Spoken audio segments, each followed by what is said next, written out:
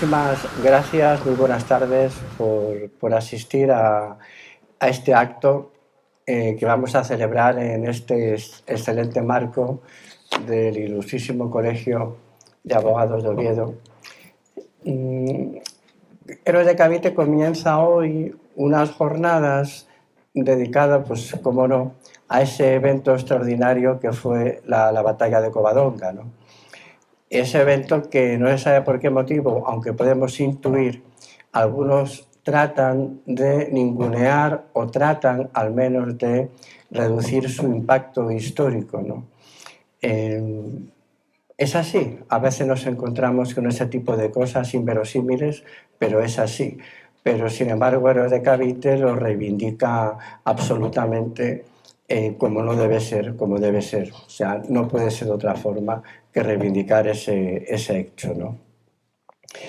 En el día de hoy hablaremos de la idea de la reconquista en las primeras crónicas asturianas y leonesas, desde el siglo IX al XI, ¿no?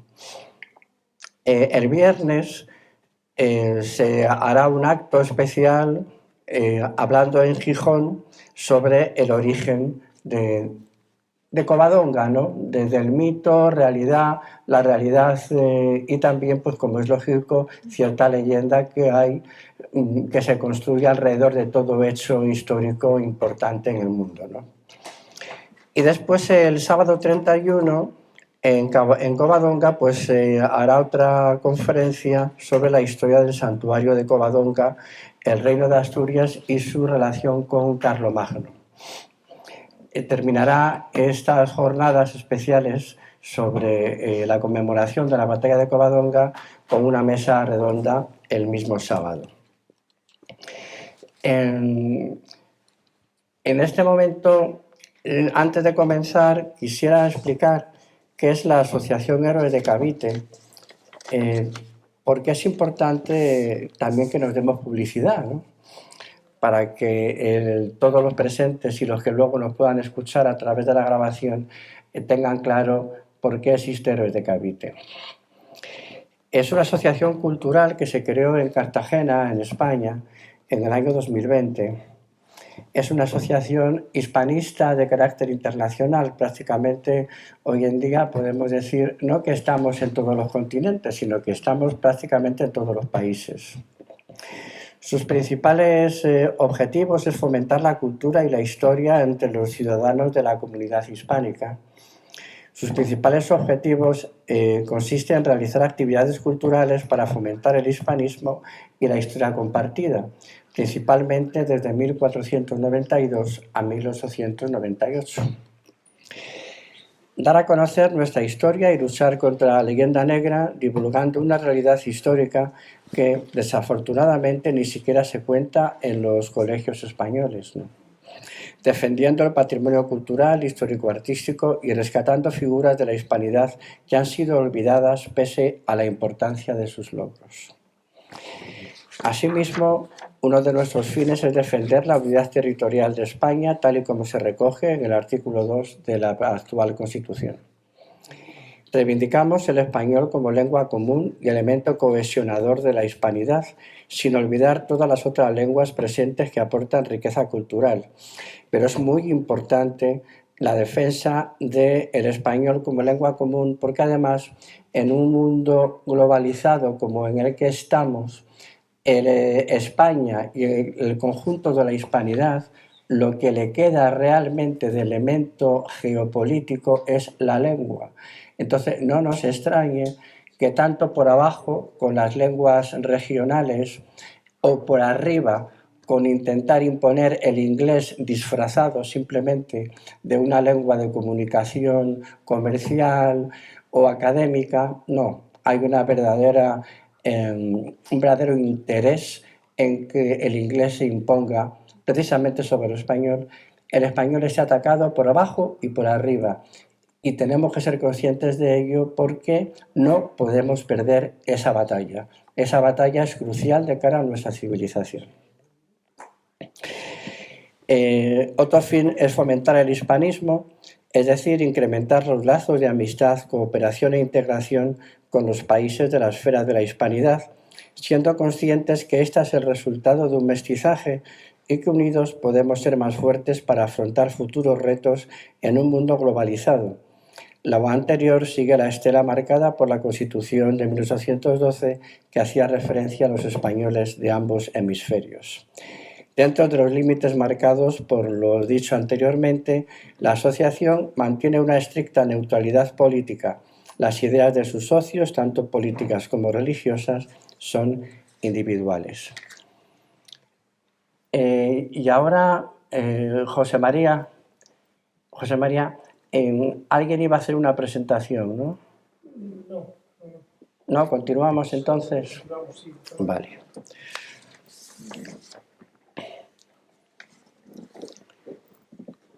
Una pequeña reseña simplemente para hacer referencia a la importancia del 1303 aniversario de la batalla de Covadonga.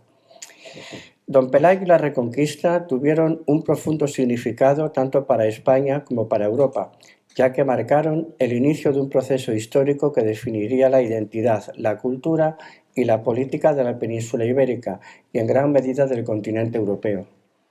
La victoria de Don Pelayo en la batalla de Covadonga se considera el punto de partida de la resistencia cristiana contra el dominio musulmán, iniciando un proceso de casi 8 siglos para recuperar el territorio peninsular.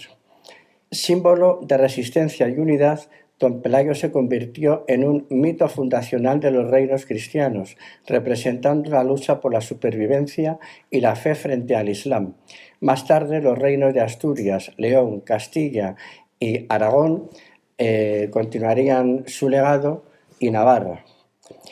Formación de los reinos cristianos. La Reconquista fue clave en la configuración de los futuros reinos de Castilla, Aragón, Navarra y Portugal, que finalmente se unirían bajo los reyes católicos con la toma de Granada.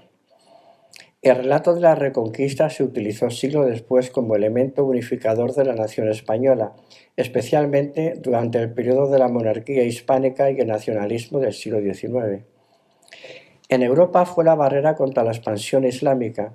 La resistencia en Asturias y luego en los reinos del norte impidió que el Islam avanzara más allá de los Pirineos, protegiendo al resto del continente europeo de una posible dominación musulmana, similar a lo ocurrido en la batalla de Poitiers en Francia.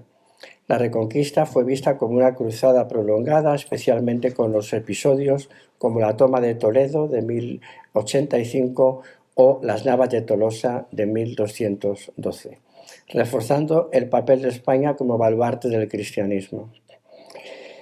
La caída de Granada de 1492 coincidió con el descubrimiento de América, lo que situó a España como una potencia global. Además, la expulsión de los musulmanes y judíos influyó en la política religiosa europea. Don Pelayo y la Reconquista no solo fueron cruciales para la formación de España como nación, sino que también ayudaron a definir el equilibrio de poder en Europa, frenando el avance islámico y consolidando a los reinos cristianos como actores clave en la Edad Media y el inicio de la Edad Moderna. Su legado perdura en la historia, la cultura y el imaginario colectivo hispánico y europeo. Desde luego, en el hispánico tiene que permanecer contra viento y marea, a pesar de los intentos, como comentaba al principio, de minusvalorar su importancia, algo que no debemos consentir. Bueno, y esta larga presentación, este preámbulo, ya nos lleva directamente, has tenido mucha paciencia, para presentaros a Álvaro Solano Fernández Sordo, que nos va a hacer esta, y ya la califico de magnífica, porque sé que lo va a ser, conferencia sobre la idea de la Reconquista en las primeras crónicas asturleonesas, ¿no?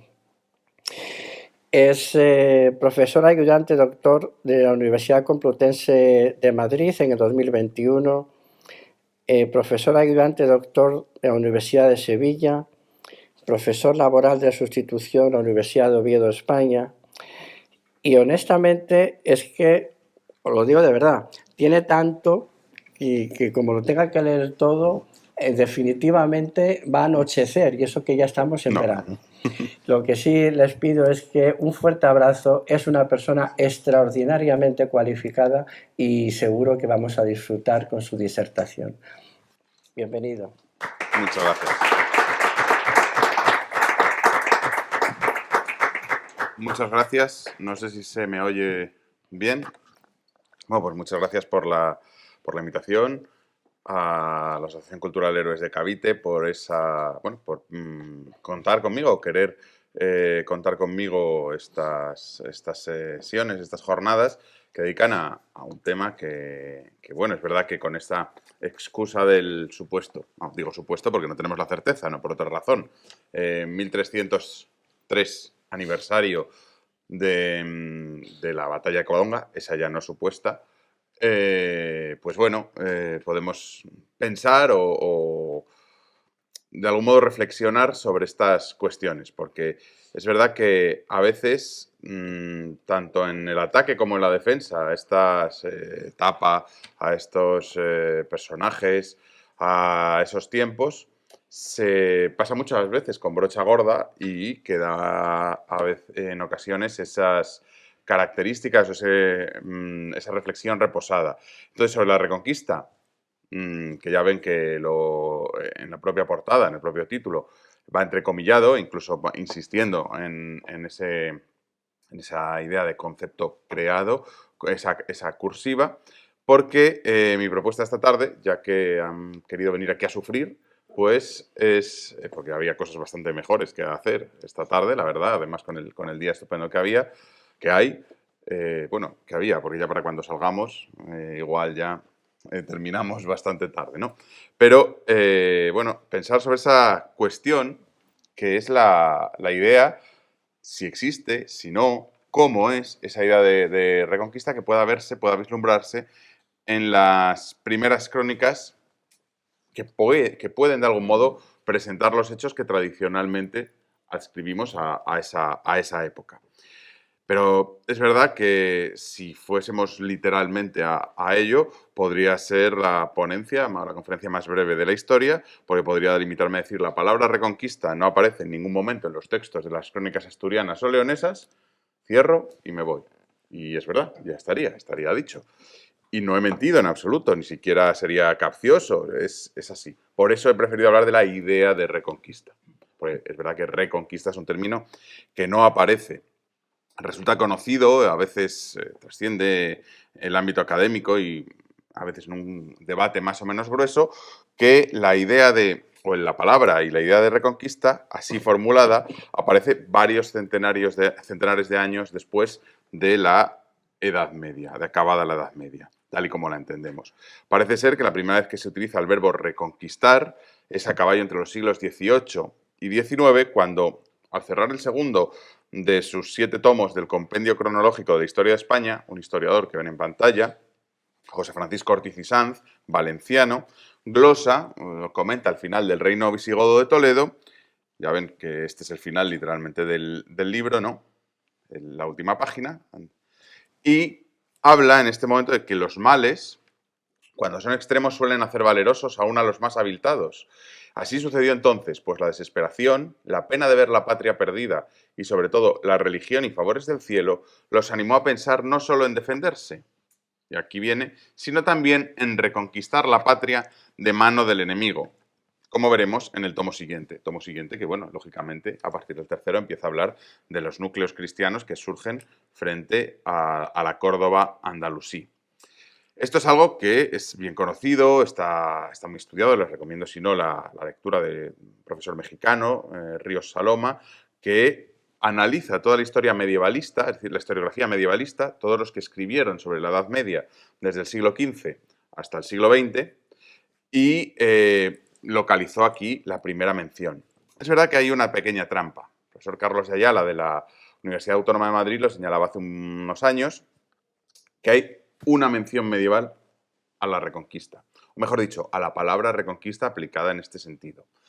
Y curiosamente, no es que sea asturiana, pero tiene que ver con Asturias. Está en un manuscrito francés que habla de las reliquias. Es la famosa historia del Arca Santa, que a nosotros nos resulta más cercana, en una historia y un inventario de reliquias que hay se conserva hoy en día en la Biblioteca de Cambrai, en Francia, y que era una lista hecha en el siglo XII, una historia hecha en el siglo XII, para publicitar, dar a conocer la historia del Arca Santa fuera de las fronteras, en concreto en Francia, ¿no? Y habla, si se fijan, habla de cuándo construyó Alfonso II la iglesia que hoy es Catedral de Oviedo, y dice que mientras se construía la iglesia, Alfonso el Casto envió emisarios por todo su reino, pues había reconquistado la mayor parte de Hispania. Y bueno, y recogiendo las reliquias de los santos, nos habla de cómo viene al Monsacro, traslada el arca, etc. Esta sería la primera mención como tal, o la única casi, al verbo reconquistar, aquí lo ven, reconquisierat, en latín, reconquistar durante la Edad Media. Es verdad que el propio texto nos lo vende o nos lo señala dos veces. Por un lado, como hito cronológico, habla de que había reconquistado la mayor parte de Hispania y en el siguiente párrafo, cómo había restituido, devuelto, restituiset, dicen en latín, en las tierras de Hispania a los cristianos. Esto ya nos va a plantear muchas cosas, porque la reconquista o el concepto de reconquista es verdad que no se emplea, por lo tanto, en la Edad Media, ni siquiera se emplea en la época de la monarquía asturiana o la monarquía leonesa, prácticamente, ¿no? Estamos en época de Alfonso VI ya, en este caso, y mucho más adelante, evidentemente, en el caso del siglo XVIII que exponía yo antes. Entonces, ¿qué ocurre? ¿Qué significa? De algún modo, para saber si existe o no el concepto de reconquista en la Edad Media, lo primero que deberíamos es tratar de ver qué es el concepto de reconquista, porque puede tratarse de muchas maneras. Puede ser un concepto meramente historiográfico, una construcción, y, pues, por ejemplo, el término feudalismo. Feudalismo es un término que nadie usa en la Edad Media. No existe. Existe el término como feudal, en el mejor de los casos, pero no como un sistema feudal, no es feudalismo, ¿no? Pero nadie discute su vigencia o su utilidad para los historiadores hoy en día. Con Reconquista quizá no estamos en la misma situación, porque es bastante discutido, quiero decir. Claro, es que es en este momento, a partir del siglo XVIII, que veíamos antes con Ortiz y Sanz, y especialmente en el XIX, cuando empieza a caracterizarse o hablarse de Reconquista como un proyecto de recuperación de una suerte de nación inmemorial por parte de los reyes cristianos hispánicos, algo que no existe como tal en época medieval. No existe esa nación inmemorial.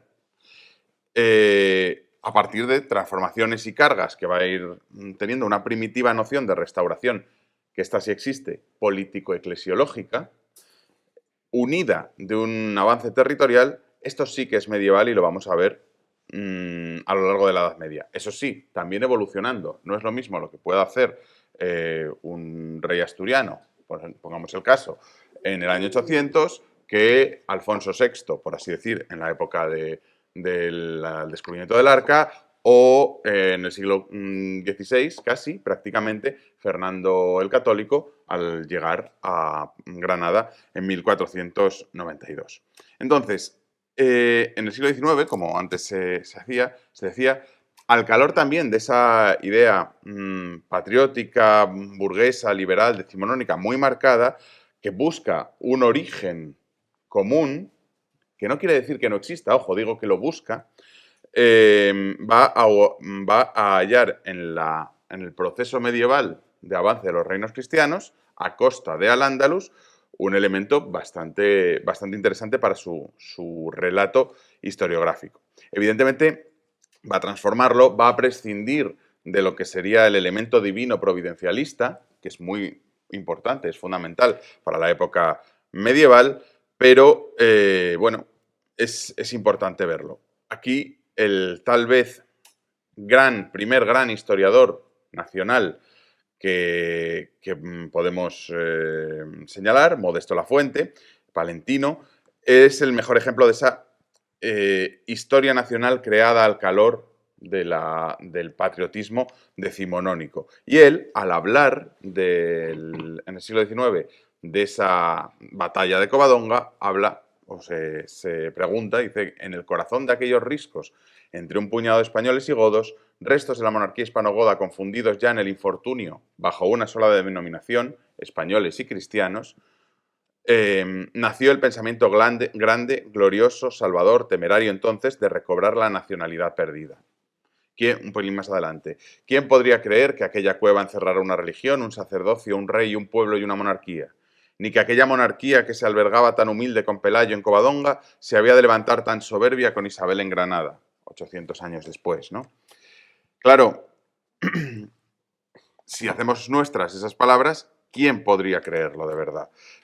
¿Quién podría creerlo? Voy literalmente. Es decir, un soldado de Pelayo, de Alfonso II, seguramente no se le pasaba por la cabeza esto, en un principio. Como seguramente tampoco le pasaba lo mismo que al de Pelayo por la cabeza el que iba a Sagrajas, a Las Navas o a Granada. Va evolucionando con el tiempo. Es un relato, una concepción de la propia identidad, llamémosla territorial, y del pasado, y aquí va a jugar un papel muy importante, de la proyección hacia el futuro, lo que vamos a ver que cambia a lo largo de toda la Edad Media. Entonces, es verdad que vamos a ver en un momento dado cómo se va a crear la imagen de que estos que están aquí guerreando son viejos visigodos que habían sido castigados por Dios por algún tipo de falta y ahora tenían que ganarse el derecho a devolverse ese favor divino para expulsar a esos contra los que luchaban, que se habían apropiado de un territorio, del territorio peninsular con una identidad propia.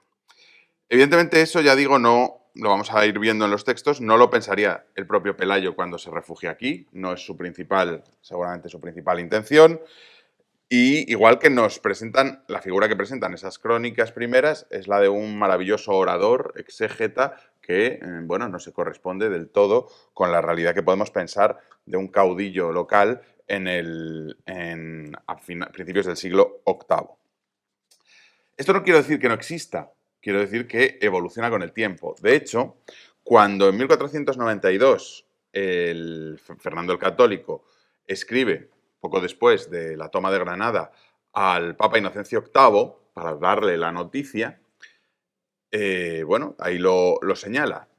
Hoy, 2 días de enero de este año de 92, se nos ha entregado la ciudad de Granada. Un pelín más abajo, en el siguiente párrafo, se lo hace saber al Papa, evidentemente, porque después de muchos trabajos, gastos y muertes y derramamientos de sangre de nuestros súbditos y naturales, este reino de Granada, que sobre 780 años estaba ocupado por los infieles, en vuestros días se ha recuperado, ¿no? En los días del pontífice Inocencio VIII. Todos conocemos la idea. Esto, evidentemente, es una interpretación histórico-política interesada para el propio Fernando. Parece mentira que Fernando, que no es heredero directo de Pelayo en el sentido de que es rey de Aragón y no de Castilla, que sería el último heredero, en principio, digamos, directo de esa gesta pelagiana, pero es un elemento ideológico que presenta ese discurso que Fernando utiliza, y lo utiliza porque confía en él. No creemos que sea un mentiroso que quiere venderse ante el Papa, no lo necesita. Pero ellos no van a ser los primeros en usarlo. En los siglos anteriores vamos a ver cómo ese discurso también estaba, con sus cambios, incorporaciones, innovaciones, puntos de vista diferentes. Es lo que decía antes, que ese ficticio guerrero que nos hemos inventado de Pelayo, que pudiera pensar junto a él en la cueva, serían los primeros que transmitieron la propia historia. Es decir, quizá Pelayo al levantarse no pensaba en recuperar la gloria goda, pero los primeros que empezaron a contarlo, ¿qué pensaban?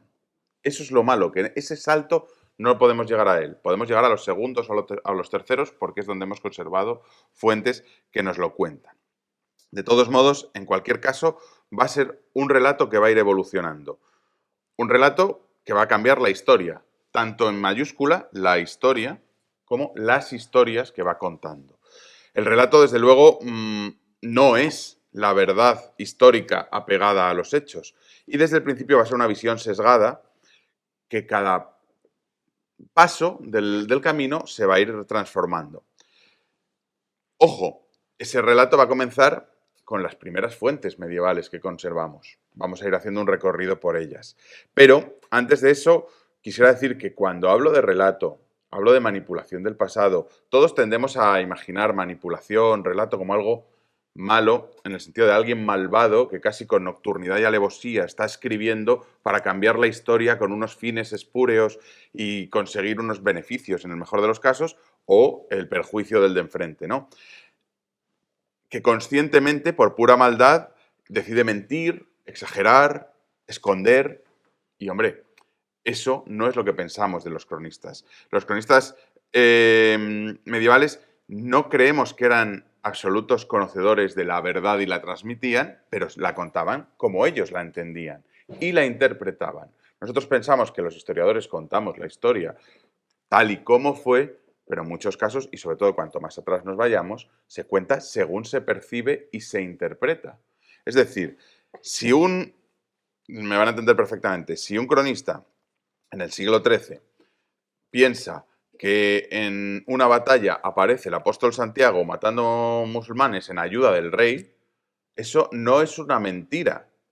Entiéndanme, seguramente no pasó, pero para él no es una mentira. Lo ve perfectamente posible. En una cosmovisión como la que tiene, en una concepción de la historia que se llama providencialista, es decir, en la cual Dios es actor de la historia, interviene en la historia y nos va, bueno, guiando según su plan. Por lo tanto, no mienten. La categoría no es mentir o decir la verdad, es contar o construir un relato que él interpreta. O sea, por eso cuando hablemos ahora de relato y manipulación del pasado, no se los imaginen como malvados engañabobos o conspiradores políticos, sino realmente como quien interpreta a la luz de lo que él considera ese pasado. Entonces, ¿por qué? Porque, y ahora sí que es importante, los acontecimientos vividos en la península en las décadas finales del siglo VII, principios del VIII, no cabe duda que fueron impactantes.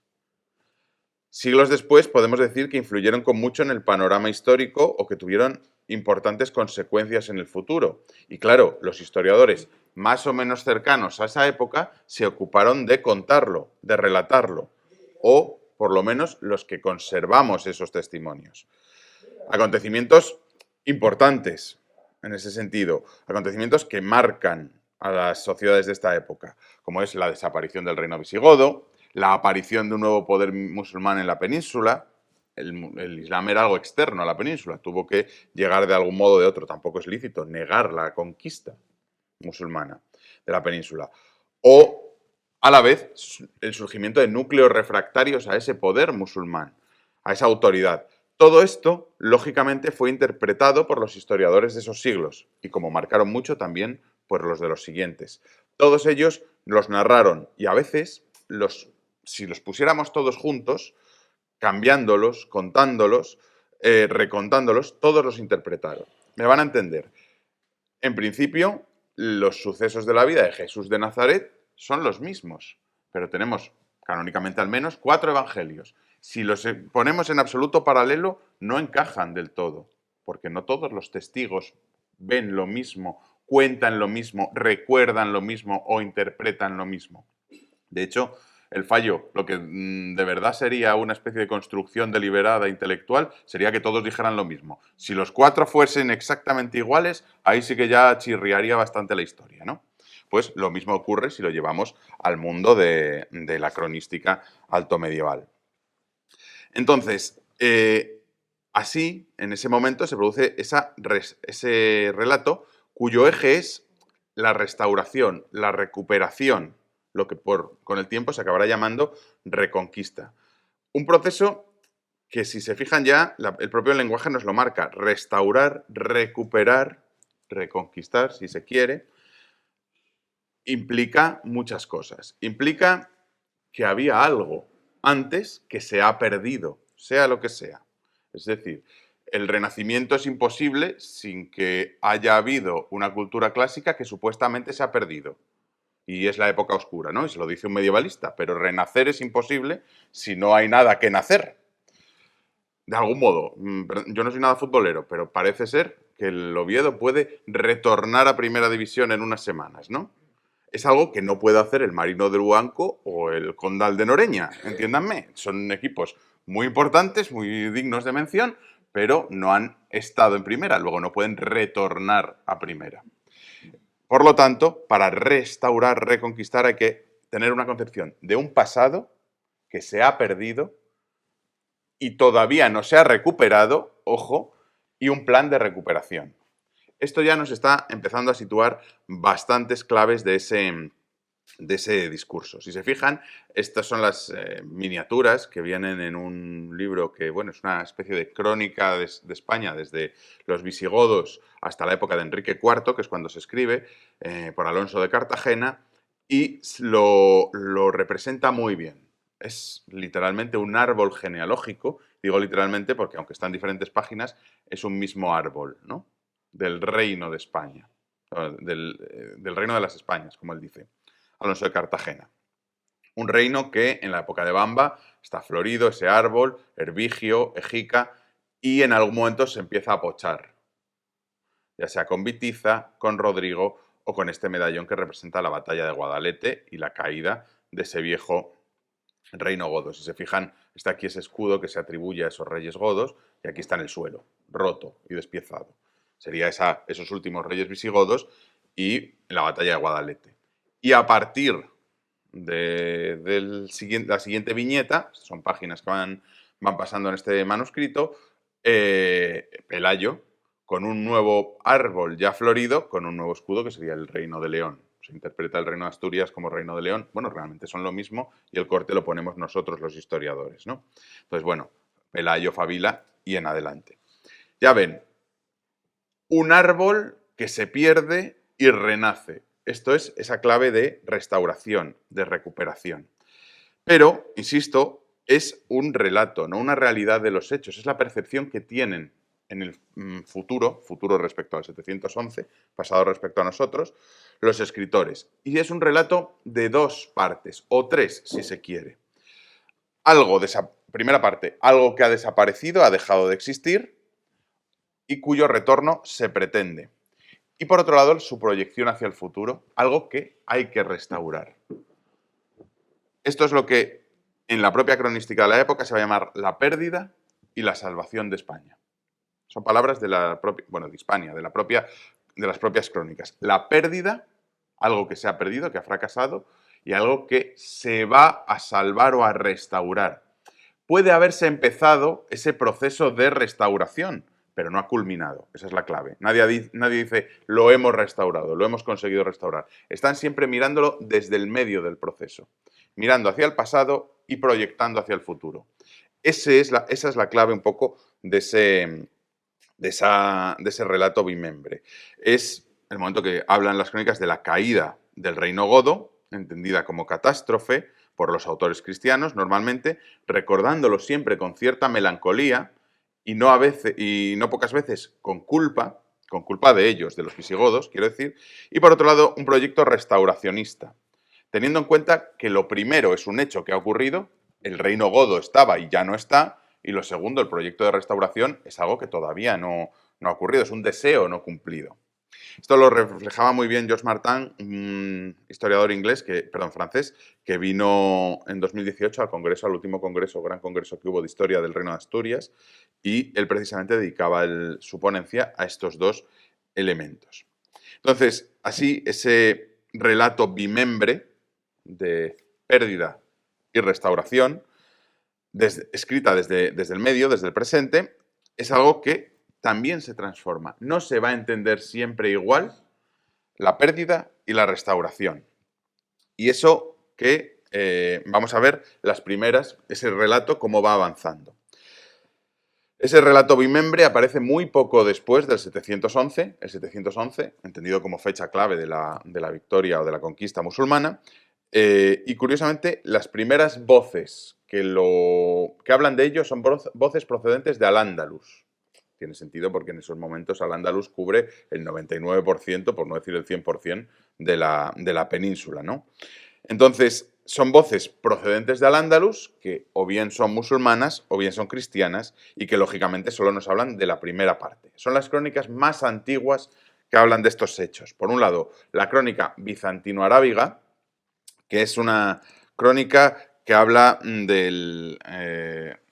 intenta ser una historia del reino visigodo que a partir del reinado de Suintila en el 621 se centra exclusivamente en la historia bizantina y la musulmana. Está escrita seguramente por un autor muladí, es decir, un cristiano que se ha convertido al Islam y que es bastante simpatizante, bastante proclive al mundo islámico y especialmente a la dinastía omeya. Él pretende continuar la historia de los godos, pero empezando contando esa historia, se acaba centrando, como digo, en la historia de Bizancio y el califato. ¿Por qué? Porque parece un texto hecho más bien para explicar la historia de los musulmanes a los muladíes. Es decir, es una historia del Imperio Islámico para contar a los godos o viejos godos convertidos. Cuando hablo de godos convertidos no piensen solo en el primero, sino en la primera, segunda, la tercera generación. Hablamos de varias, ¿no? Se escribe más o menos, ya ven, unas décadas después de esa conquista musulmana de la península ibérica. Es un texto muy descriptivo, pero que no hace valoraciones ninguna. Al hablar concretamente de los sucesos del 711, que lo escribe apenas 3 décadas después, ya ven lo que dice que cómo, por medio del general de su ejército de nombre Musa, invadió y sometió el reino de los godos en Hispania, reino firme y poderoso desde antiguo, y tras echar abajo este reino, hizo a los godos súbditos suyos. Son los primeros que hablan de la pérdida de España, lo que luego caracterizaremos como pérdida de España. Es, ya digo, muy descriptivo y no tiene o no cae en ningún juicio. Simplemente constata la desaparición de un reino que antes era poderoso por otro, de una manera fácil, es fácilmente sometido. Lo que parece que vende, si tuvieran que leer esto, dirían que hay algún tinte religioso, por ejemplo. No, en principio es un conflicto político, no es un conflicto identitario o religioso. Es un reino que sustituye a otro, sin ningún tipo de connotación más allá, en estos primeros textos. No hay, por lo tanto, ni exageración del triunfo, piensen que este es partidario de la conquista musulmana, el cronista, ni exageración del triunfo, ni trauma por la caída visigoda. Este es el primero que lo habla, así que no nos sirve mucho para hablar del reino, perdón, de la idea de reconquista de alguna manera plena, ¿no? Falta esa segunda parte. También le falta, pero tiene algún tinte más, la llamada crónica mozárabe. La crónica mozárabe del 754, que últimamente se está adelantando unos años, esa fecha de composición. Esta crónica también se compone en Al-Ándalus, pero no ya en un mundo musulmán, religiosamente musulmán, sino en un mundo cristiano. Eso sí, bajo el dominio musulmán, por eso son mozárabes. Se escribe seguramente o bien en Toledo o bien en Córdoba por parte de un autor culto, seguramente un clérigo, que pretende prácticamente lo mismo que el otro, continuar la historia de los godos de Isidoro de Sevilla, por eso empiezan tan atrás, porque Isidoro de Sevilla es de un siglo anterior a cuando escriben ellos, y en cambio es bastante más pesimista. Él es cristiano, pero interpreta la narración de 3 maneras. Él va sumando la dinastía de los emperadores bizantinos, la dinastía de los califas de Damasco y la dinastía de los reyes visigodos. Va recorriendo la historia como si fueran 3 reinos paralelos, con el cambio de rey visigodo a emir cordobés, sometido al califa de Damasco al principio, en esa primera parte. Entonces, en esta crónica, ya digo, con gran pesimismo, va a narrar la conquista musulmana. La conquista musulmana, evidentemente, lo va a presentar sobre todo dando a los musulmanes o a los árabes que llegan un papel nuevo. Ya no es, bueno, estamos en el segundo texto, ya no es simplemente una lucha entre reinos, sino una lucha política entre reinos, sino es que él ya se posiciona con un reino derrotado, como son los visigodos, y no culpa a los árabes. No es culpa de los árabes en la conquista. Los árabes son instrumento de del providencialismo de Dios, de la providencia divina. Es algo que ha utilizado Dios como una herramienta más para castigar a los últimos visigodos. Vamos a empezar a hablar de una culpa, la idea de una culpa, que es lo que explicará esa conquista. Evidentemente, la propia conquista la va a narrar muy crudamente. Él no disfruta, digamos, con esa idea de la conquista y ven cómo incide mucho en la idea cruel o de la crueldad de la conquista. Habla de cómo, pues, después de arrasar Toledo, azota despiadadamente las regiones circundantes, se refiere, por supuesto, al ejército musulmán, y lo vemos muy fácilmente en las tres últimas líneas. La última frase: el ejército musulmán, con Tarik a la cabeza, deja asoladas hermosas ciudades, incendiándolas y reduciéndolas a cenizas. Manda crucificar a los señores y nobles y descuartiza a puñaladas a los jóvenes y los lactantes. No es un relato, por lo tanto, halagüeño, pero tampoco vemos aquí o sea, les puede criticar por brutos, por salvajes a la hora de hacer la guerra, pero no por los motivos de la guerra. Los motivos de la guerra, insisto, es esa herramienta de Dios para hacer pagar al reino visigodo algún tipo de culpa. El fragmento más conocido es en el que sí que podemos ver ya esa idea de la ruina de España. Es muy conocido, ya digo, ¿quién podrá, pues, narrar tan grandes peligros? ¿Quién podrá enumerar tanto naufragio sin puerto? Pues aunque todos sus miembros se convirtiesen en lengua, no podría de ninguna manera la naturaleza humana referir la ruina de España, literalmente dice eso, la ruina de España, de Hispania, vamos, ni tantos ni tan grandes males como ésta soportó. Para contar al lector todo en breves páginas, dejando de lado los innumerables desastres desde Adán hasta hoy, que desde Adán hasta hoy causó cruel por innumerables regiones y ciudades este mundo inmundo, todo cuanto según la historia soportó la conquistada Troya, la que aguantó Jerusalén, la que padeció Babilonia, en fin, todo cuanto Roma sufrió, todo lo superó la ruina de España. Es una manera un poco más exagerada, evidentemente, hiperbólica, pero refleja esa caída del reino visigodo. Aquí, tanto la cronología, si avanzamos, bueno, en los primeros textos hemos visto que lógicamente no hay segunda parte, no hay idea de restauración, está solo la idea de la ruina. En un momento dado, como una sustitución de un reino por otro, en el segundo, como además de eso, sumándole la idea de castigo divino por una culpa. Si pasamos ya al mundo cristiano, las siguientes manifestaciones cronísticas que tenemos, curiosamente ya tampoco están en el mundo del reino de Asturias. Las primeras crónicas que conservamos que hablan un poco de estas realidades cristianas en territorio cristiano son francesas, lo que hoy llamaríamos francesas. No es correcto hablar de Francia en este momento, pero bueno, son crónicas hechas en la parte norte de los Pirineos, que es un lugar donde está establecido toda esa colonia, en buena medida, de visigodos exiliados, lo que de hecho va a acabar llamando a la zona como la Gotia. En época carolingia, la zona sur de Francia, la zona sureste, se va a llamar Gotia, porque allí estaban los godos, es la idea, ¿no? Entonces, estos primeros testimonios francos van a dar por extinto el reino visigodo e incluso la estirpe, biológicamente hablando, de los reyes godos. Los reyes godos desaparecieron. El reino godo de España acabó. Ahí lo ven en las primeras frases. Incluso nos dan por clausurado la época de los visigodos. Para ellos ha caído el reino visigodo. Y esto es importante porque para la idea de reconquista final no habrá desaparecido. Pero ya empezamos a introducir un matiz territorial. Fíjense que tanto en uno como en otro, en la cronología Regum Gotorum como el Chronicomos Sacense, nos hablan de que ha sido conquistado un territorio, pero no al 100%. Los sarracenos ocupan España y se apoderan del reino de los godos, que todavía retienen en parte de manera pertinaz. Si lo retienen en parte, es que en parte no lo retienen.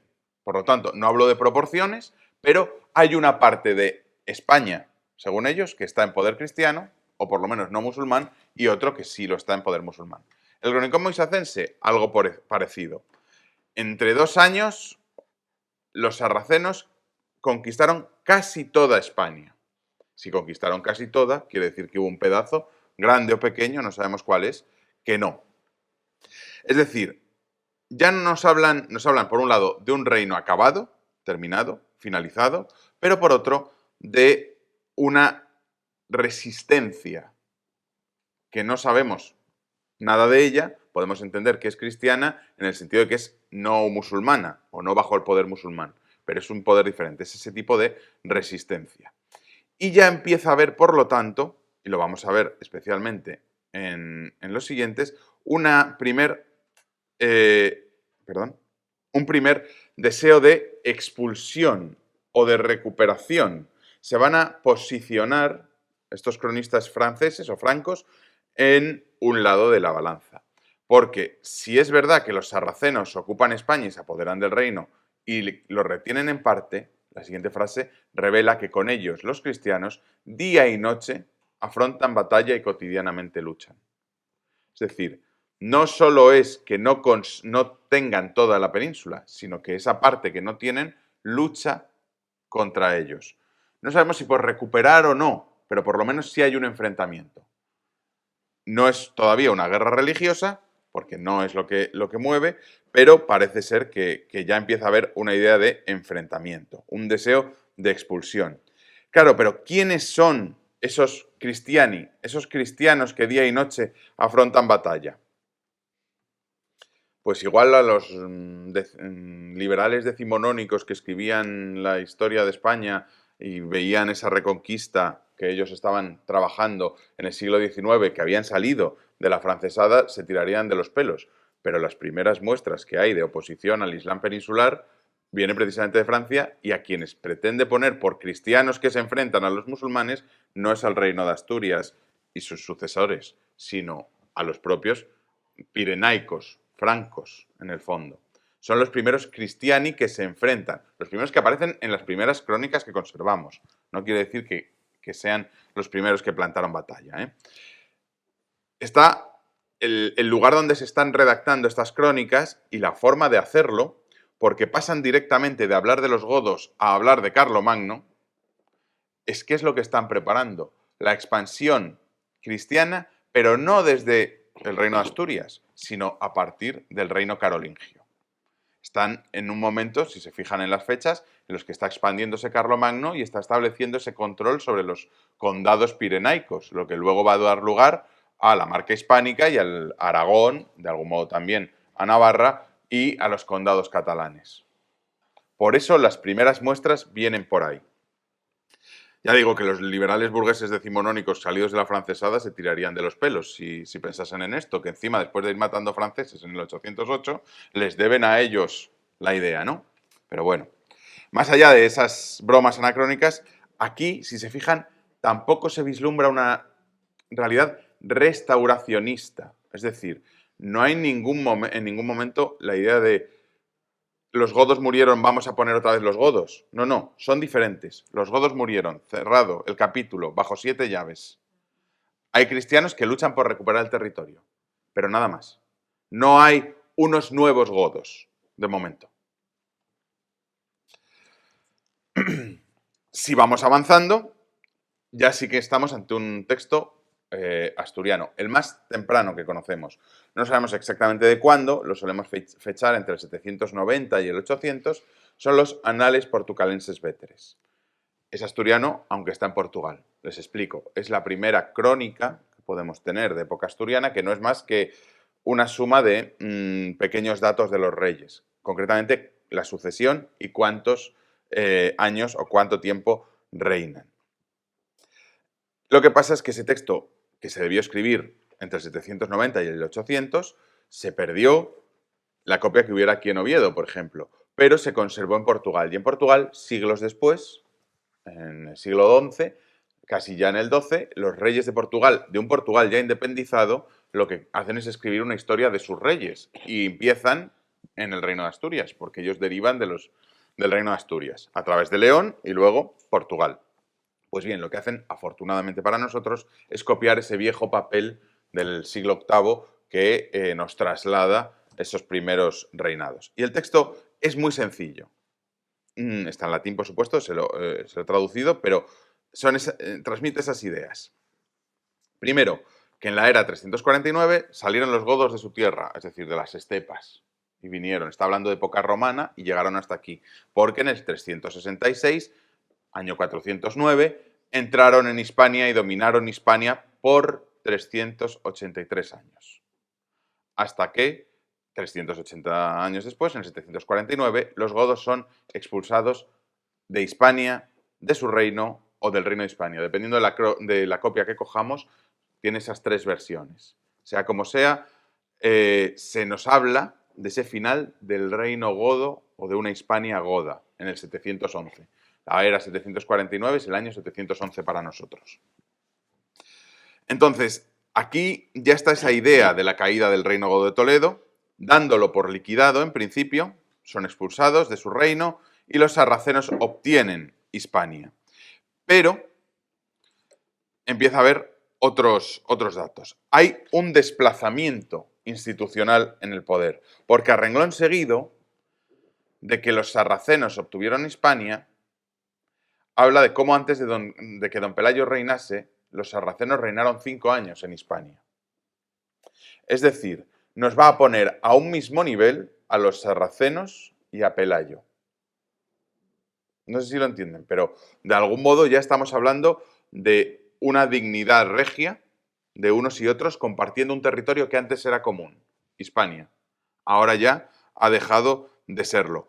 Y ninguno es godo, ni los sarracenos ni Pelayo. Los godos han desaparecido, simplemente. Reinan en Hispania en ese momento sin identificarlos con otro colectivo siquiera. Y nos habla en todo caso de sucesión legítima.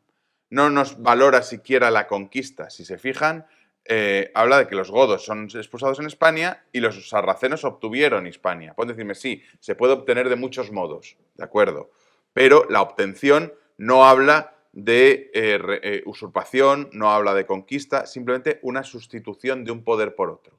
Lo mismo que va a ocurrir con Pelayo y sus sucesores. Porque la segunda parte, en este relato, la recuperación, no parece haber como tal una intención restauradora. Simplemente, antes de que Pelayo reinase, los sarracenos reinaron 5 años. No los da por finalizados, como sí da por finalizados a los godos. Es decir, hablamos de una monarquía paralela. Una Pelayo, otra los sarracenos.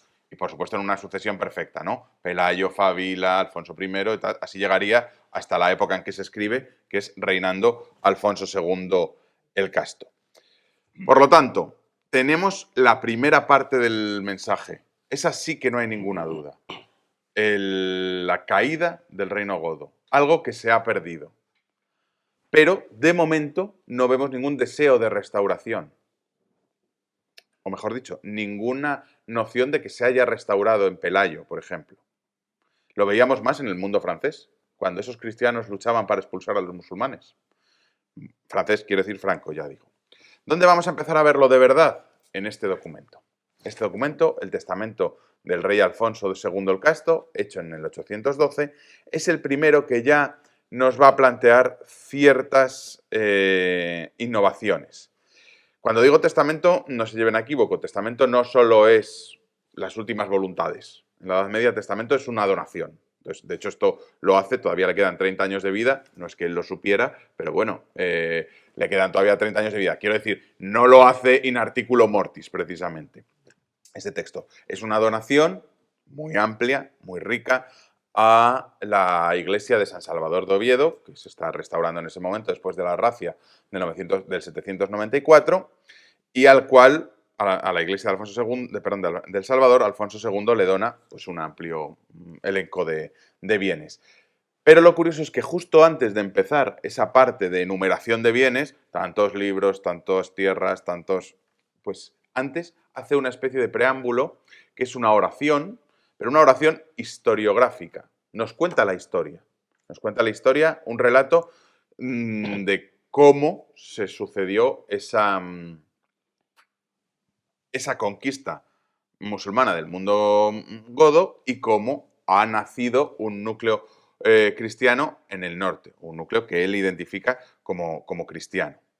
Evidentemente está bañado de ese providencialismo que vemos, pero sobre todo nos muestra la concepción. Esto se supone que lo escribió, más o menos, si no el rey, su propia camarilla, entiéndanme, con lo cual está emitiendo la percepción que la propia monarquía tiene de sí misma en el año 812, lo cual ya le da bastante peso. Y la concepción histórica de su propia monarquía, porque él se vincula completamente con Pelayo, ahora verán. Bueno, entonces habla de cómo, bueno, después de una invocación y de un montón de aspectos, habla de cómo, por don de Dios, refulgió en España clara la victoria de los godos entre reinos de diversas gentes. Es decir, en el pasado hubo un reino godo brillante, maravilloso, según él, ¿no? Que refugió esa victoria de los godos. Pero en el 711 perdió la gloria del reino junto con el rey Rodrigo, porque te ofendió su jactancia prepotente.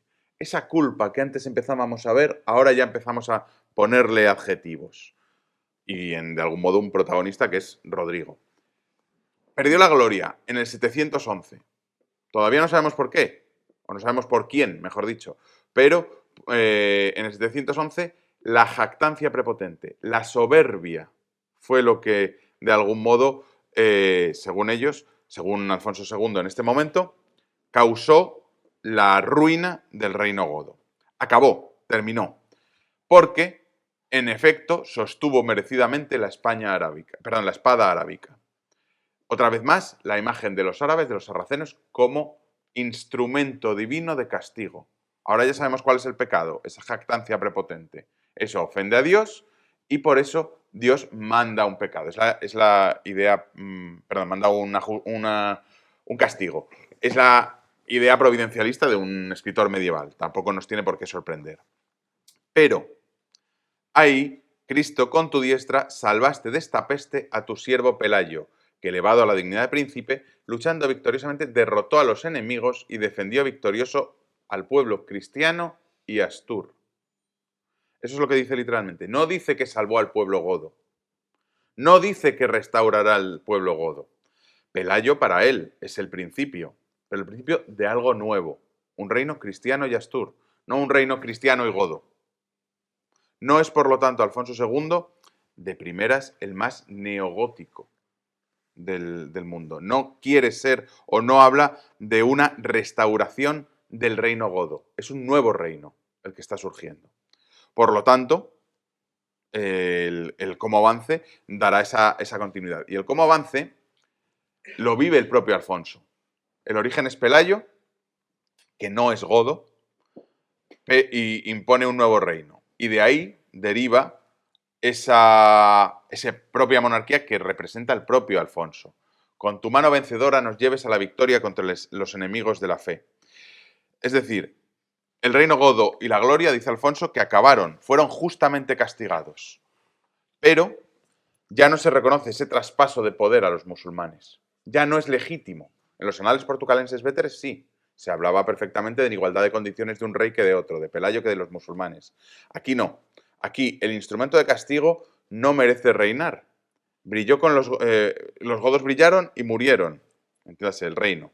Y ahora un nuevo reino, nacido de la providencia divina, que es Pelayo y su sucesor Alfonso, va a ser el que ofrezca esa victoria para un pueblo nuevo, cristiano y astur. Pelayo no es godo para Alfonso, por lo tanto su monarquía tampoco. Su reino, el reino en época de Alfonso II, por lo menos no se titula godo. Porque, entre otras cosas, aquí tenemos un problema que no se solucionará hasta unos años después. Si la culpa de la conquista musulmana es de los godos y Pelayo es godo, ¿qué? No es que el reino sea godo, es que el reino no merece existir. O sea, si los godos son culpables y Pelayo es godo, mal vamos, porque nuestro reino se hunde. Esa es la idea. Hay que salvar a Pelayo de alguna manera. La primera medida es quitarle ser godo. Quitarle ser godo porque realmente nunca creyeron que era godo. Ellos, estamos hablando de unos 80 años después, casi 100 años después, perdón, de la batalla de Covadonga y del todo ese inicio del reino, y no tienen la noción de que era un reino restaurador de la monarquía visigoda. Nunca lo han tenido hasta ahora. ¿Por qué van a tenerlo ahora? Realmente ellos nunca se han considerado godos hasta este momento. ¿Qué era considerarse godo? Sería una buena pregunta. Pero bueno, no han dado muestras de ello.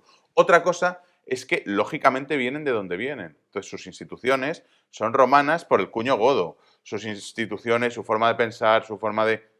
sus ritos, su religión, viene de ahí, evidentemente. Pero ellos creen que son un capítulo diferente a los godos. Esa es la clave del testamento del 812. Y aquí, por primera vez, ya sí que hay cierta oposición religiosa, no solo política. No hemos hablado en ningún momento de los musulmanes como enemigos de religión hasta ahora. Ahora sí, ahora en ese segundo fragmento se habla de cómo se les debe llevar, cómo Dios debe llevar a la victoria contra los enemigos de la fe.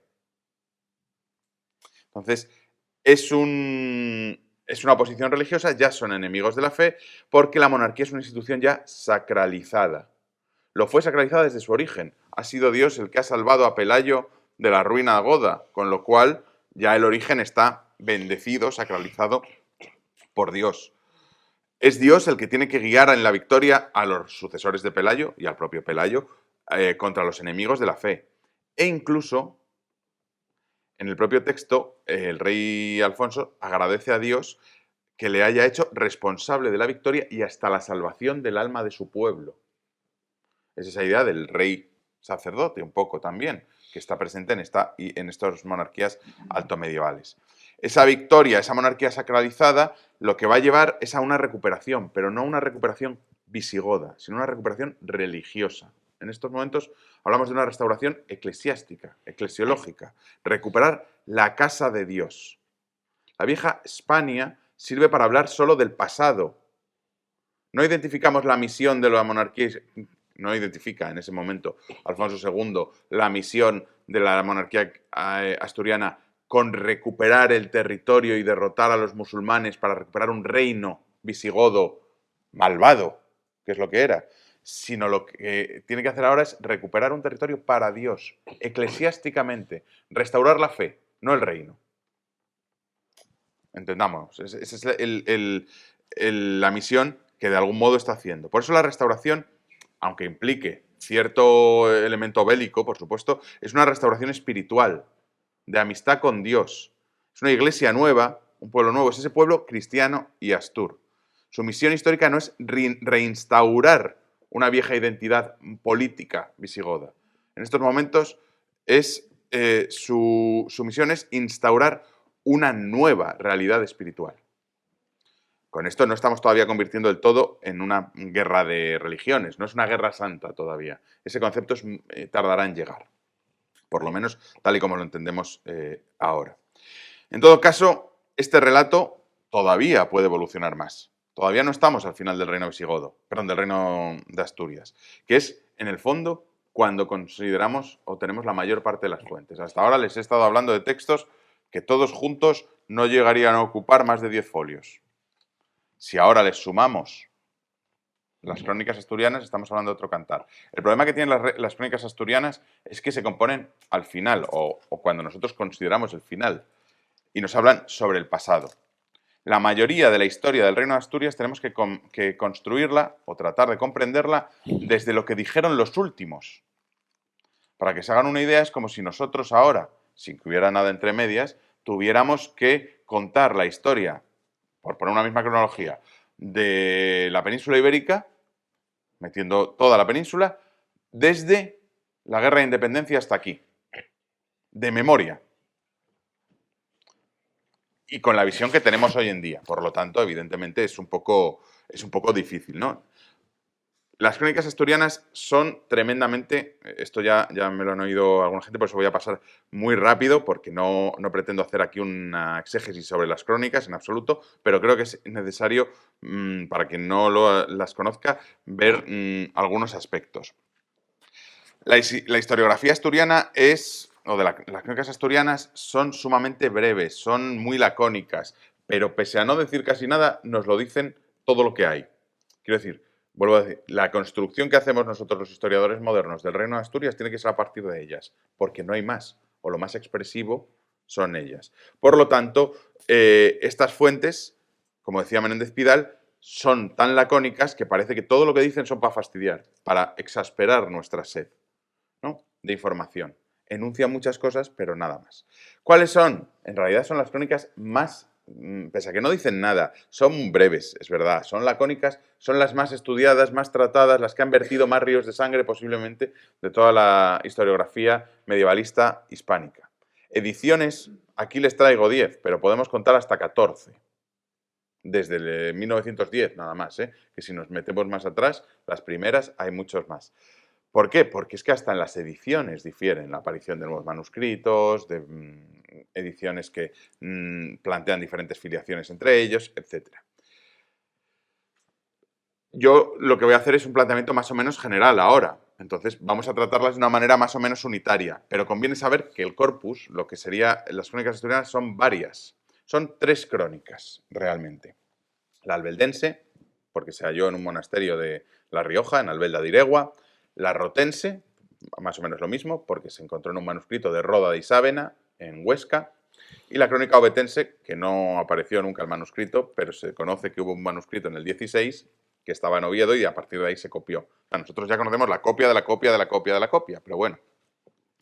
En realidad son 3, que son 2. Porque rotense y ovetense, también llamada a veces sebastianense, son la misma crónica con cambios bastante importantes. Son 2 versiones de una misma crónica que en algunos aspectos difieren bastante. A esta se le suele sumar una última, que es muy importante para lo que tratamos hoy, que es la crónica profética, que es una palabra, un término ridículo, porque una crónica que cuenta el pasado no puede ser una profecía que predice el futuro, pero es como se le llama, porque es verdaderamente una profecía. Entonces, con estas, más o menos hay que plantearlas.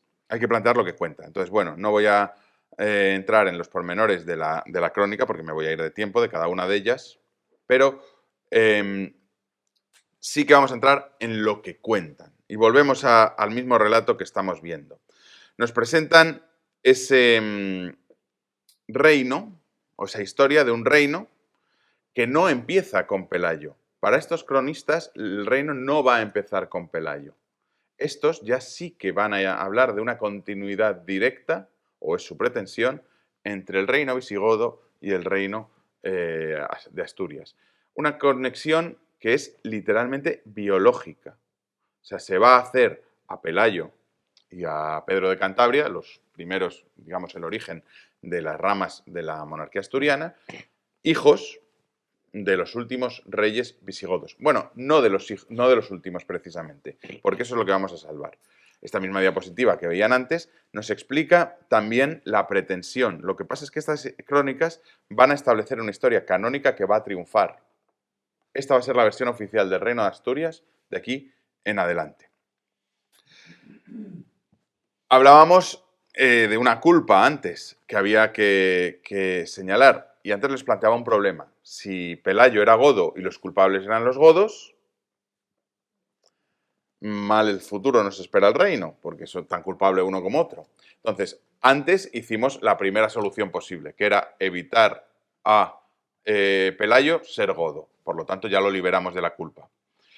Pero es que aquí lo que le interesa a los reyes que están escribiendo estas crónicas es lo contrario, es presentarse ellos mismos como continuadores de los godos. Así que hay que buscar otra solución.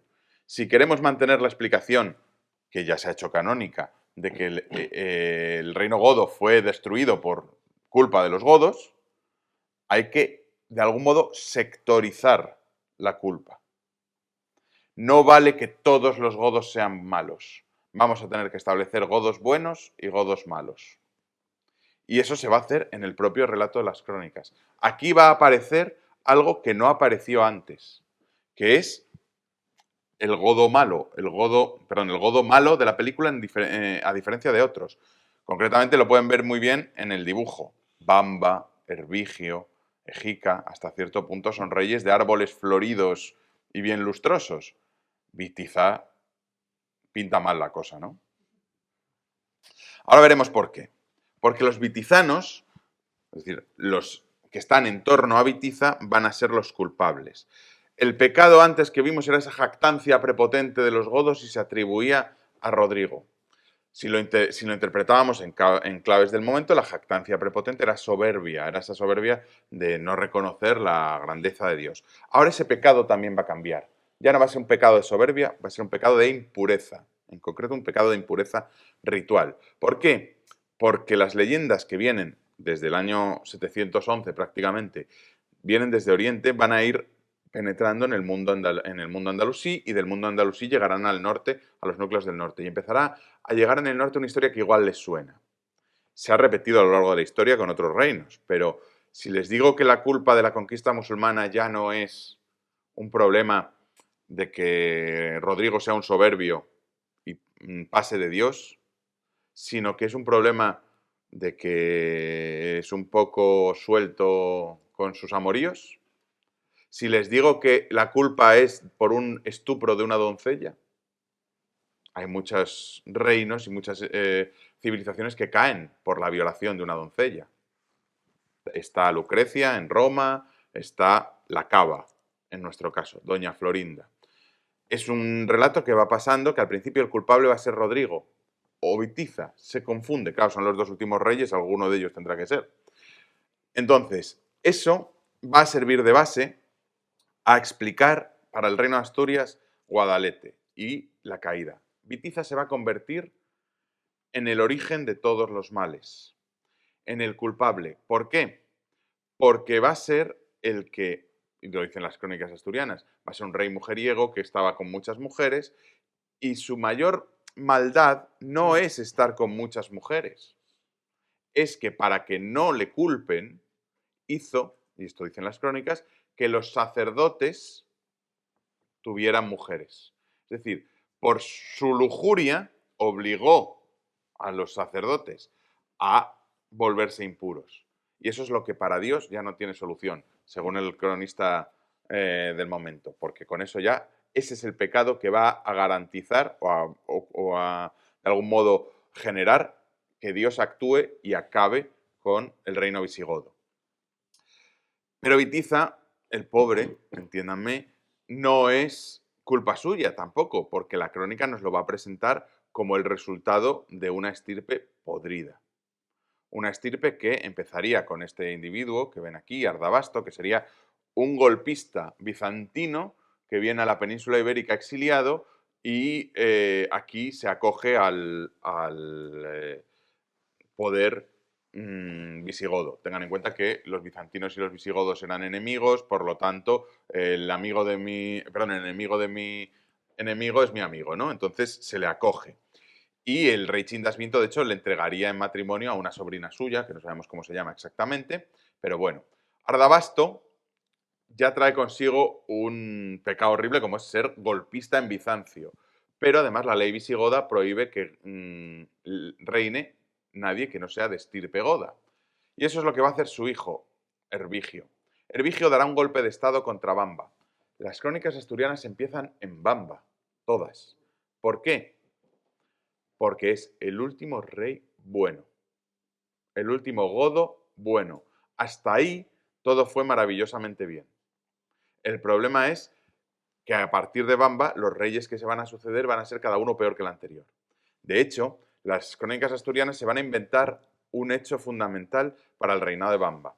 El reinado de Bamba lo conocemos, es el reinado que mejor conocemos, porque San Julián de Toledo compuso la historia de Bamba de Regis, que es una biografía de este rey, en la época.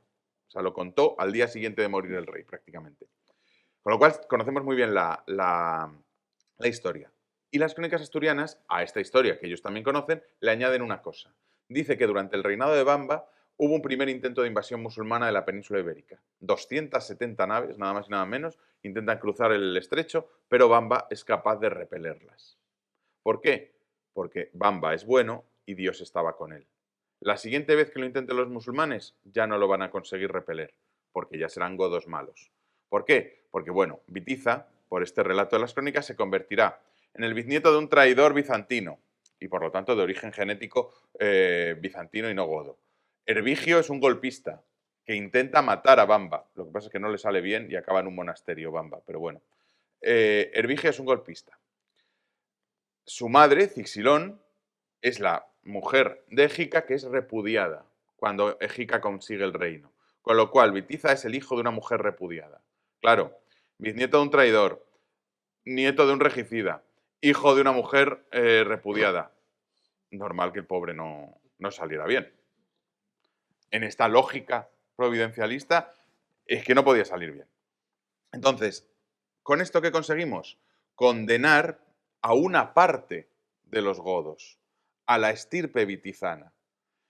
A Rodrigo, aunque no sea esa estirpe, la crónica añadirá que, una frase terrible, que es que aunque vino Rodrigo, España, aunque Rodrigo sustituyó a Bitiza, España fue a una iniquidad todavía peor.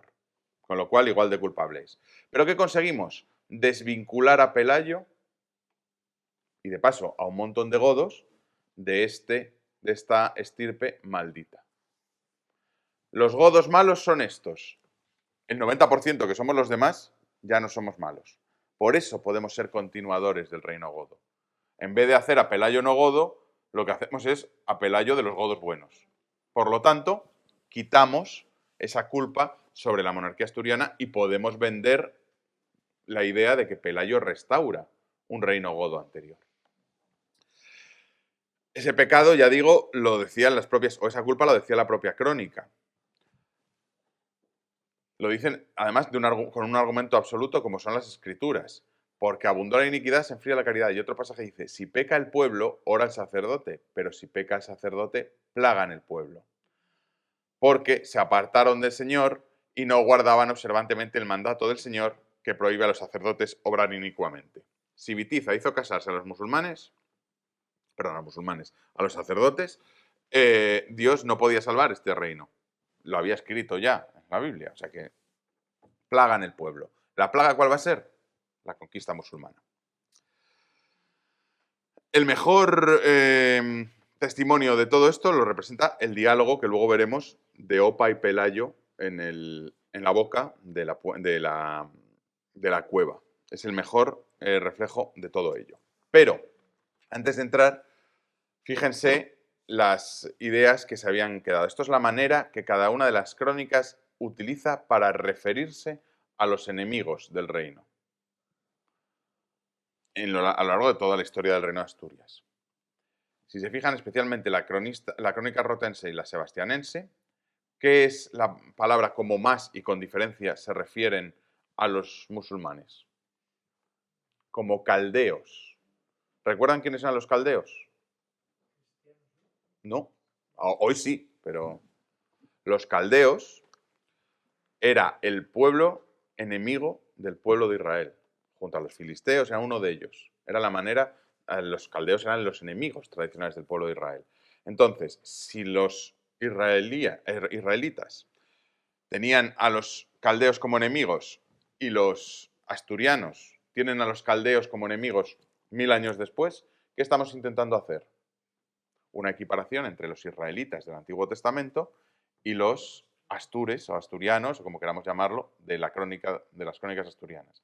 ¿Por qué? Porque además de salvar al pueblo godo en un 90% y culpar solo a unos pocos, lo que queremos es hacer del pueblo godo del pueblo godo / astur, un pueblo elegido por Dios, que ha pasado su propia, de algún modo, travesía del desierto.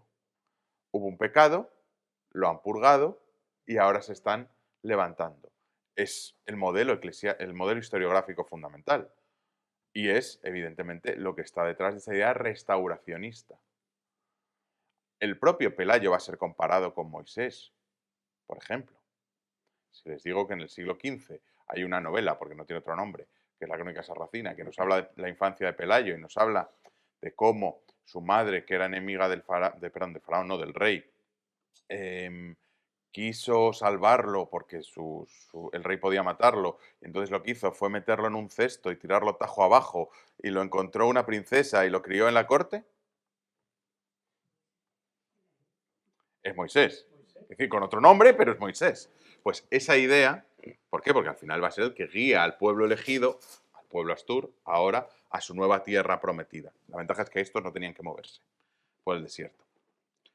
Entonces, esa forma de denominar a los enemigos como caldeos, aquí lo ven en amarillo, las veces que se repite el nombre de caldeos en toda la cronística rotense y sebastianense, pues es un síntoma muy claro de esa idea de pueblo elegido.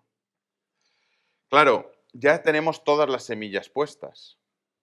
Si yo quiero equipararme a los visigodos y decir que soy su continuador, he salvado a ese pueblo de la culpa que antes les echaban encima, yo mismo me arrogo la idea de ser un pueblo elegido y encima los enemigos son enemigos, los sarracenos son enemigos de tinte religioso, tenemos servido todos los elementos para hablar de una idea de reino perdido y restaurado.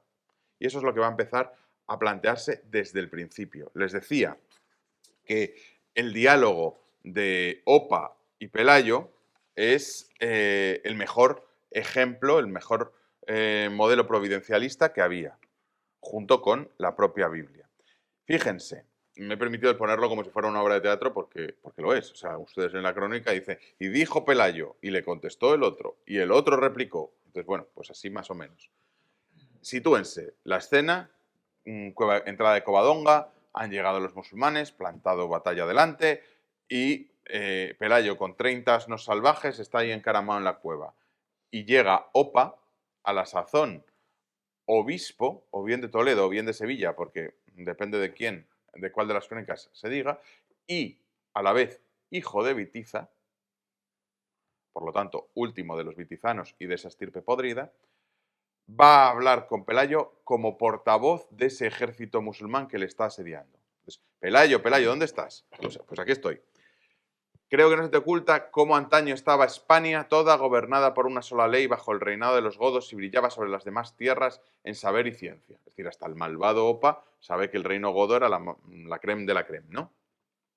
Pero cuando el ejército de los godos se congregó, no fue capaz de resistir el embate de los ismaelitas. ¿Cuánto menos podrás tú defenderte en la cima de este monte?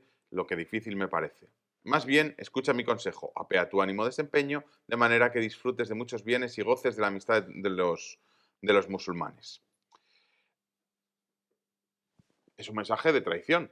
No nos extraña en un vitizano. Le anima a deponer el ánimo y a entregarse a los musulmanes. Evidentemente, que Opa esté colaborando con los musulmanes es que a él mismo no le va muy mal dentro del mundo musulmán, ¿no? Aunque siga siendo, por supuesto, cristiano y obispo. Esta es la idea que nos venden, o sea, lo que nos vende es que hay un sector que ahora identificamos como los malos que nos dicen que el reino godo acabó.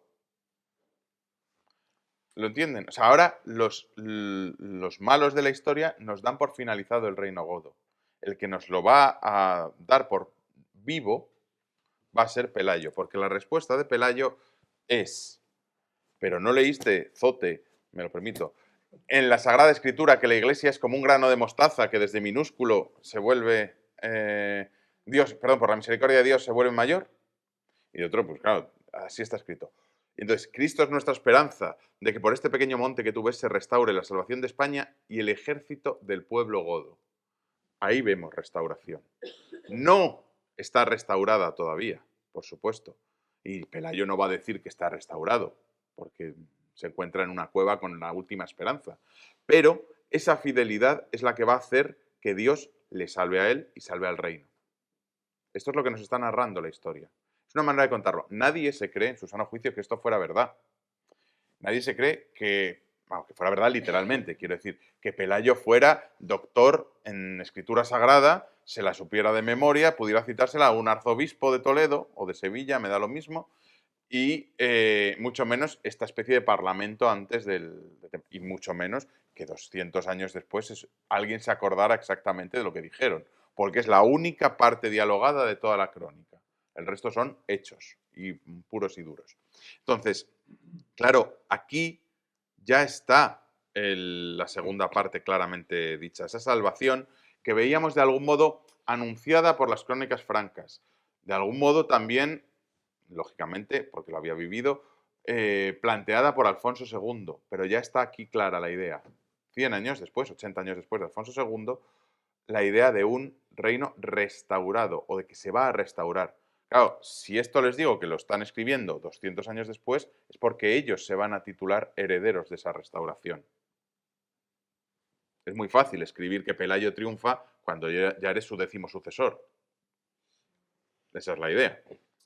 Entonces, claro, este diálogo entre Opas y Pelayo, la clave está, o la clave de ese segundo tramo está en eso, en que se restaure la salvación de España y el ejército del pueblo godo. Sit Spaniae salus et gotorum gentis exercitus reparatus. La fórmula que utiliza es reparatus, restaurado. Evidentemente, como les digo, no hay quien se lo crea. Ni textualmente, ese Pelayo exégeta, esta escena a voces en la cueva, ni siquiera la participación de Opa, porque es una herramienta más para destruir a la familia vitizana, pero tampoco figuradamente. Ni Pelayo ni sus hombres podían pensar así en el 711, o 718, o 722. Podía pensar así quien escribía en el 880. Así sí, pero no en el 711, o no en el 720, que pudiera ser la batalla. Ese ha sido el cambio. Y es que además hemos visto el recorrido. Al principio nadie pensaba así. Esto solo lo vemos al final. Esto que aparece aquí es la interpretación de los hechos que hace alguien que tiene el deseo y la ideología de quien escribe a finales del siglo IX. Era más fácil. Claro, el reino de Asturias ya no era un pequeño montículo. Es muy fácil decir que Dios nos ayuda y saldrá de este pequeño montículo un reino grande cuando eres Alfonso III y tienes hasta el Duero. Pero es que ni Alfonso II, que tampoco estaba mal, tuvo atrevimiento a decir esto. Simplemente dijo que era un pueblo nuevo y un rey nuevo, si se acuerdan.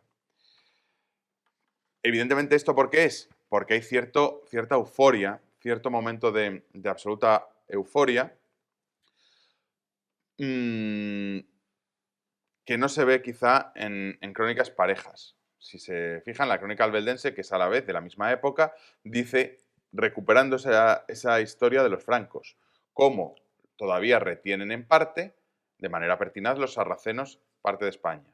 Y contra ellos los cristianos luchan día y noche, pero no logran quitarles España del todo. O sea, se ve como cierto, no lo conseguimos, cierta melancolía. Está esa idea, porque hasta que la predestinación divina ordene que sean cruelmente expulsados de aquí, amén, estará esa idea de no lo hemos conseguido. Pero en cambio, las crónicas de Alfonso III, la rotense y la sebastianense, sí. ¿Por qué? Porque se hacen en un momento en el que nos presentan, ya digo, a ese Pelayo que es una mezcla entre Moisés y Judas Macabeo.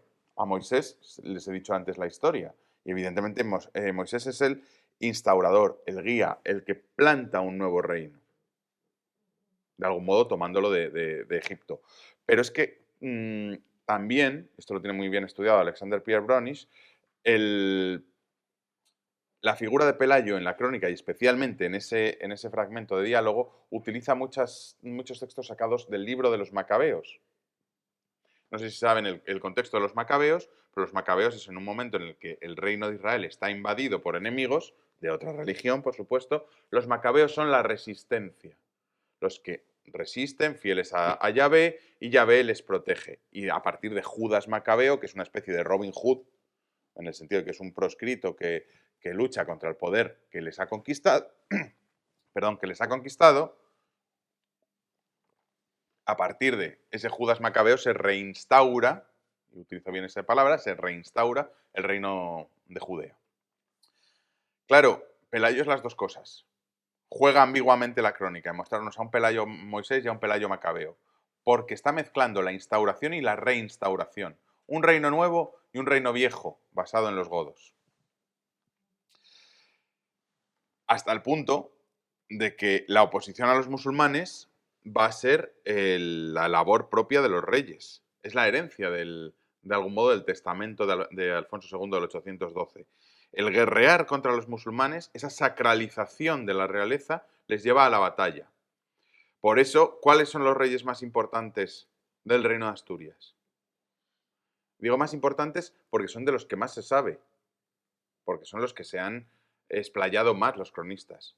Pelayo, Alfonso I, Alfonso II, Alfonso III y Ordoño, Ramiro hasta cierto punto. los que conquistaron, los que generaron, a lo mejor no conquistaron mucha tierra, pero sí guerrearon contra los musulmanes. Nada sabemos prácticamente de Fabila, de Aurelio, de Silo, de Moregato, de Bermudo. Esos probes no hicieron nada. Es más, literalmente, la crónica dice de Fabila que nada digno hizo de la historia. Bueno, pero nos cuenta lo del oso y una nos cuenta lo de la ermita Santa Cruz. Pero literalmente dice que no hizo nada digno de la historia. ¿Qué es lo digno de la historia para un rey según esta visión? Matar musulmanes, guerrear contra los musulmanes. Por lo tanto, por eso, Bermudo, Aurelio, Mauregato, Fabila no son importantes. Y por eso la biografía de estos reyes no es extensa, porque lo único que le importa a los cronistas es presentar esta guerra. Pero todo esto, ¿por qué? Hay que buscar el motivo que explica de algún modo esta reelaboración. Y eso se ve en el momento. Si les digo que estas crónicas se escriben en el 880, no es casual, en la década del 880. Porque en ese momento, el 883 más o menos, es un momento de triunfo, de euforia, de absolutas buenas perspectivas. Por un lado tenemos a Alfonso III en el trono ya firmemente después del golpe de Estado inicial, lleva 20 años prácticamente en el trono y no hay quien le conteste dentro del reino. A la vez, se acaba de someter toda la zona de la frontera con los Banu Qasi. Se ha negociado una tregua y se han asimilado o se han sometido a esos Banu Qasi. A la vez, se está negociando, la propia crónica nos lo dice, en esa época, un pacto, una tregua de paz con los musulmanes de Córdoba, pedida por el propio califa cordobés. O sea, que es una situación de triunfo. Incluso esas ideas, vemos y hay noticias de ideas que circulan, presagios, profecías, que hablan de cómo está cercano el fin del mundo musulmán. Eso lo dicen desde los judíos en Oriente y va llegando esa tradición hebrea, pasa por el mundo musulmán y llega al mundo cordobés. Y a partir de ahí también a los mozárabes que llegan al norte. Una migración del sur al norte que trae nuevas corrientes apocalípticas. Eso lo conocemos. Álvaro de Córdoba, en el 860, dice que le quedan 70 años al reino de Córdoba, porque hay profetas por Córdoba que lo están diciendo. Por lo tanto, no extraña ese final que les decía que retuvieran, la crónica profética. La crónica profética es el final del albeldense, pero en realidad es una profecía que manipula de algún modo una profecía de Ezequiel y con un lenguaje bíblico establece, como dice en el último párrafo, que bueno, Cristo es nuestra esperanza y que cumplido el próximo 170 años desde que entraron en España, los enemigos sean reducidos a la nada y la paz de Cristo sea devuelta a la Santa Iglesia. Literalmente ponen el fin de la dominación musulmana sobre la península ibérica previsto para el 11 de noviembre del año 884. Según ellos, haciendo unos cálculos sobre la fecha de la conquista, esta profecía de 170 años hace que para ese día tuviera que acabar. Y así, don Alfonso III reinará en tiempo próximo en toda España, en toda la península. Y así, bajo la protección de la divina clemencia, el territorio de los enemigos mengua cada día y la iglesia del Señor crece para más y mejor. En este momento, bajo este punto de vista, es cuando se escriben las crónicas. Y claro, tiene todo el sentido del mundo. La euforia se apropia. Luego se impondrían los hechos. Y sabemos que para el 884 el asunto no se acabó. Entonces, eso desinfló bastante y se escribieron otro tipo de historias que darían otras interpretaciones. Claro, ¿para qué? ¿Para qué se escribe? ¿Para quién? Pues si pensamos, a los musulmanes les daría igual lo que dijera un cronista de la corte asturiana, lógicamente. Dentro, es decir, para el mundo asturiano puro, para la política interna, estaba ya suficientemente instalada la monarquía asturiana y la figura de Alfonso III. Su padre ya fue rey, su abuelo ya fue rey, su abuelo tuvo los problemas aquellos con Nepociano, pero vamos, no había nada que objetar. ¿Para quién va a ser importante, por lo tanto, esta idea de decir yo soy godo, yo soy el sucesor de los godos?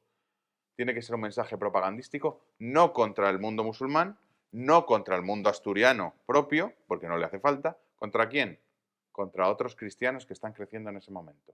Otros reinos cristianos que se están consolidando. Navarra, en ese momento reino de Pamplona, los condados pirenaicos, especialmente el mundo del condado de Barcelona, que está empezando a independizarse un poco del dominio franco. Por lo tanto, ante esos nuevos poderes perfectamente peninsulares, lo que hace el Reino de Asturias es, mediante la historia que escribe, darles un toque de atención y decir, oye, vosotros surgid si queréis, pero los godos somos nosotros. Nosotros somos los que tenemos derecho a continuar con ese viejo reino godo y, por lo tanto, a que en un tiempo próximo reinemos en toda España. Es decir, yo estoy escribiendo bajo el influjo de esta profecía y la profecía dice que en un par de años los musulmanes se van de la península, que no vengan los catalanes o los navarros, el condado de Barcelona o el reino de Pamplona, a decir que a ellos les toca parte, que aquí el godo soy yo. Esa es la idea. ¿Por qué? Porque las crónicas esas que les decía antes en territorio franco, ¿a quién decían que pertenecía la misión histórica de echar a los musulmanes? A ese mundo franco-carolingio. Por lo tanto, esa es la explicación que puede estar ahí. El problema, ya digo, es que hay unos hechos reales que se van a imponer, y es que en el 884 aquí no se acabó nada. El 12 de noviembre amanece exactamente igual que el 11 y Alfonso III no es rey en toda la península. Por eso, pues va a caer poco a poco. Es curioso porque es en este mundo, perdón, aquí les traía precisamente Navarra y los condados aragoneses y catalanes potenciados bajo el mundo del Reino de Francia. Claro, como esto decae, durante los reyes siguientes no tenemos más testimonio. El próximo testimonio cronístico hay que esperar prácticamente al año 1000, que es la crónica de San Piro, que claro, nos cuenta otra historia completamente diferente. La crónica de San Piro ya no es tan restauracionista, entre otras cosas porque lo que está viendo son unos reyes que son un desastre, que se pelean unos con otros. El propio concepto del castigo divino se aplica a los propios reyes. Es decir, hay reyes malos entre los reyes leoneses y por tanto por eso le da un golpe de estado su primo. También está viendo que hay pactos para ellos entendidos como antinaturales. De algún modo se ha pactado con Córdoba.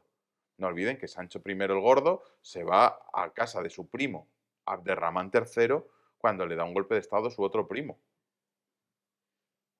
Entonces, es un contacto un tanto antinatural para estos cronistas. No son tiempos para hablar de una dialéctica de reconquista, de restauración, de guerra contra el Islam. Por lo tanto, San Piro no será tanto. ¿Cuándo lo volverá a ser? Cuando se nos imponga una nueva amenaza andalusí, en este caso norteafricana. Es decir, en época de la invasión almorávide. Los almorávides traerán de nuevo la sombra de un Islam unificado, fuerte, belicoso contra el mundo cristiano. Un mundo cristiano que en ese momento ya lo representa otro reinado, el de Alfonso VI. Un Alfonso VI que acaba de conquistar Toledo, que no se conquista militarmente, pero una toma de Toledo, y la historia silense, que es una biografía a la mayor gloria de Alfonso VI, ya sí que vuelve a tomar elementos de ese mundo de restauración, neogoticismo, herencia desde tiempos pasados. Y, por ejemplo, cuando presenta su intención de escribir, dice cuánta decisión hubo en Alfonso VI para acrecentar el reino de España y luchar contra los bárbaros. Ya no son caldeos, ya no son enemigos religiosos, son simplemente bárbaros, enumerando cada una de las provincias arrancadas de sus sacrílegas manos y devueltas a la fe de Cristo. Esto es un cronista, pero el propio Alfonso se supone que cuando toma Toledo, en 1085, al año siguiente hace una gran donación a la ciudad, en la cual dice cómo Toledo, por decisión divina, permaneció durante 376 años en poder de los moros, blasfemos del nombre de Cristo, por lo que yo, Alfonso, entendiendo que era vergonzoso que se invocara el nombre del maldito Mahoma en un lugar donde nuestros santos padres adoraron a Dios, moví el ejército contra esta ciudad. Claro, él quiere recuperar el mito gótico o la idea de esa continuidad gótica. Han cambiado, acaban de pasar 300 años sin hablar de visigodos y de golpe los vuelve a traer a la palestra, porque le interesa, porque quiere presentarse como ese nuevo rey. Pero claro, ese goticismo, esta restauración, este momento ya tiene también otras circunstancias. Tiene una guerra santa, hay ya un modelo de cruzada, son nuevos tiempos. Por eso la propia idea de reconquista que hemos visto, o de restauración, que hemos visto en las crónicas asturianas, ya no es exactamente la misma. Aquí se le van a añadir más cosas. Pero es lo que va a ocurrir. Y así llegaremos hasta finales, hasta ese Fernando de Aragón que conquistaba Granada y que les leía yo al principio. Como ven, se trata de un relato que va cambiando, va enriqueciéndose si se quiere y va trasladándose algunas categorías de un lado a otro. Al principio no eran godos, luego pasaron a serlo. Al principio querían restaurar lo político, nada más, la idea monárquica, pero no un territorio. Luego quisieron restaurar también lo eclesiástico y se lo sumaron, lo político y lo eclesiástico. Conforme avanzó el tiempo le sumaron lo territorial. Es decir, en un principio no hacía falta, podíamos ser el reino de Asturias y gobernar hasta el Duero. Y éramos el nuevo reino de Asturias vinculado al mundo godo y tal. Pero no, lo territorial vendrá después. Con lo cual se va construyendo a sí mismo ese relato. Y los principales ideólogos de ellos van a ser los propios cronistas. Fíjense que hasta los falsos cronistas. Esto es una crónica falsa. Esto es una crónica que se hace en el siglo XII pretendiendo ser una crónica del siglo VIII. ¿Y qué nos habla? De unos monjes que huyen de Córdoba para huir, para protegerse en la corte de Alfonso III, y Alfonso III les acaba regalando una vieja iglesia que tenía por ahí perdida en Tierra de Campos que se llamaba San Facundo o no sé qué, para que levanten Sahagún. Hasta ese punto va a llegar. Estos monjes no representan lo que diría un monje de época de Alfonso III, representa lo que diría un monje del siglo XII. Entonces, incluso utilizan para su beneficio ese mundo. Así que el propio relato y la propia construcción, incluso del concepto de reconquista, de restauración, va a estar. No quiere decir que no haya, quiere decir que es un elemento ideológico. ¿Vale? Entonces, es un mundo que tenemos que saber leer en cada momento, porque no que una palabra aparezca o no aparezca dice si el concepto está. El concepto lo podían llamar de otra manera y sobre todo podemos entenderlo nosotros de otra manera hoy en día. Hoy Reconquista lo entendemos con esos 3 puntos que he dicho antes: restauración eclesiástica, restauración política y restauración territorial, como si fuera siempre unido. No lo fue siempre unido. Y a veces fue avanzando ese momento de aparición de cada elemento y en otras ocasiones convivieron, se le dio más peso a uno que a otro. Así que bueno, con esto yo creo que ya he aburrido bastante por hoy. Muchísimas Y gracias.